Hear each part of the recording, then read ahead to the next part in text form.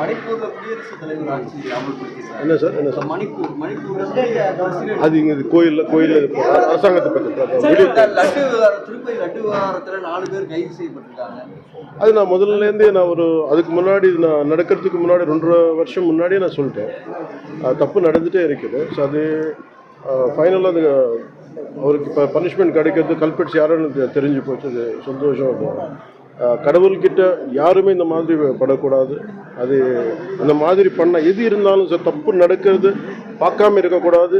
அது வெளியே வந்து நம்ம அது கடவுளுக்கு நிற்கணும். தப்பு நடக்காம. தமிழ்நாடு யாத்திரை உங்களுக்கு எப்படி? ரொம்ப ரொம்ப சந்தோஷமா இருந்துச்சு. இது நான் முதல் வாட்டில் இதுக்கு ஒரு 10-12 வருஷத்துக்கு முன்னாடி தான் இப்படியே போயிட்டேன். அது அந்த டைம் தெரியல. பட் இது ரொம்ப சந்தோஷமா இருக்கு. இது ஒரு என்ன சொல்றது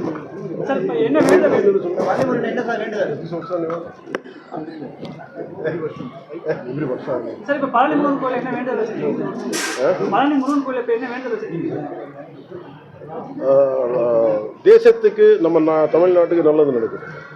இது நான் எங்கே போனாலும் சரி கடவுள்கிட்ட என் பற்றி நான் கேட்கறது இல்லை. மக்களுக்கு நல்லதாகணும். நான் எந்த இடத்துக்கு நான் ரைட் ஃப்ரம் நான் குழந்தையா இருக்கிறது டைமில் வந்து நான் எப்போவுமே மக்கள் நல்லதாக இருக்கட்டும். அதுதான் ப்ரேயர். அது தவிர எதுவுமே இருக்கு. சார், இப்போ மத்திய அரசு வந்து வக்ஃபு மசோதா தாக்கல் பண்ணியிருக்காங்க. இந்த மத்திய இந்தியா முழுவதும் பிரச்சனை ஏற்பட்டிருக்கு. அது பார்த்துட்டு ஒரு டீப்பான சப்ஜெக்ட். அது இன்னொரு இடத்துல பொது சிவில் சட்டம் கொண்டு வரீங்க.